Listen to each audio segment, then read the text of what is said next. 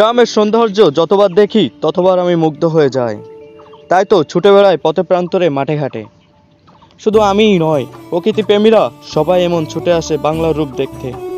এই রূপ যে দেখবে সে এই অদৃশ্য মায়ায় পড়বে।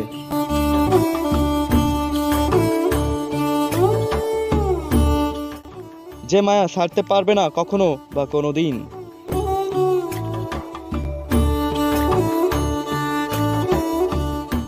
গ্রামে ঋতুভিত্তিক বহু চাষাবাদ হয়। এই তো এখন বোরো ধানের যৌবন বয়স, শীষ গর্ভে দুলছে দিক বিদিক। কৃষক তার ফসলের যত্নে করে না কোনো অবহেলা এই সময়টাতে।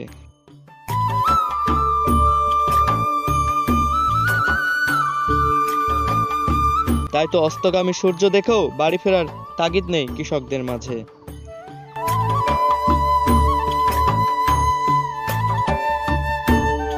এখন এই ধান ছাড়াও বর্তমানে চাষ করার সময় এসেছে তিল, ডাল, পাট। এক পাশে জমি চাষে ব্যস্ত, অন্যদিকে বীজ বপনে ব্যস্ত কৃষক। সত্যি এই দৃশ্য দেখার মতো।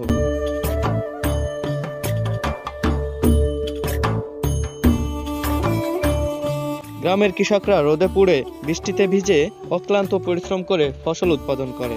দেখতেই পারছেন সেই দৃশ্য কতটা কষ্টদায়ক।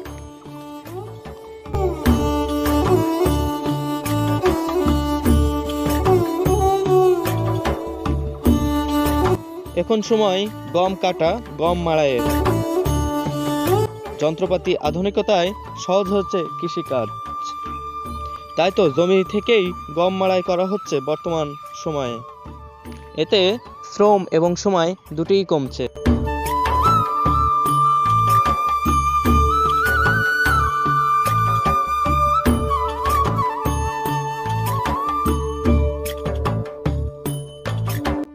এছাড়াও গ্রামের সৌন্দর্য বর্তমান অনেক মোহিত করে মানুষদের।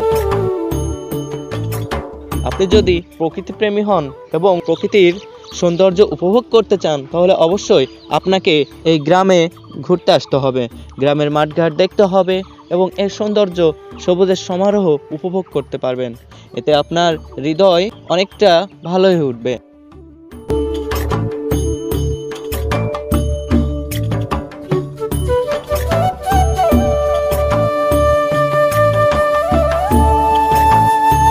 গ্রামের এই সৌন্দর্য দেখতে চান অবশ্যই আপনাকে গ্রামে আসতে হবে। গ্রামের এই খেটে খাওয়া মানুষদের চিত্র আপনি দেখতে পারবেন নিজ চোখে। আর এই চিত্রগুলো আপনি যখন নিজ চোখে দেখবেন তখন আপনার মধ্যে একটা কৃষকদের জন্য মূল্যবোধ কাজ করবে। এতে আপনার মন অনেক ভালোই উঠবে, সহমর্মিতার সৃষ্টি হবে কৃষকদের নিয়ে। গ্রামের মাটিও মানুষ অনেক সহজ সরল হয়। তারা সারাদিন মাঠে ঘাটে পুড়ে এভাবে বৃষ্টিতে ভিজে কাজ করে ফসল উৎপাদন করে। তাদের এই ফসলের ন্যায্য দাম দিন শেষে পায় না।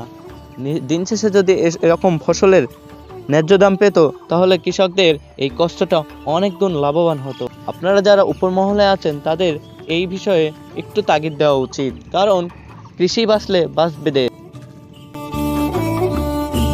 আপনারা যারা এরকম গ্রামের ভিডিও দেখতে ভালোবাসেন এবং গ্রামের ভিডিও আপনাদের যাদের ভালো লাগে তারা অবশ্যই আমাদের এই চ্যানেলটি এবং এই পেজটি ফলো করবেন।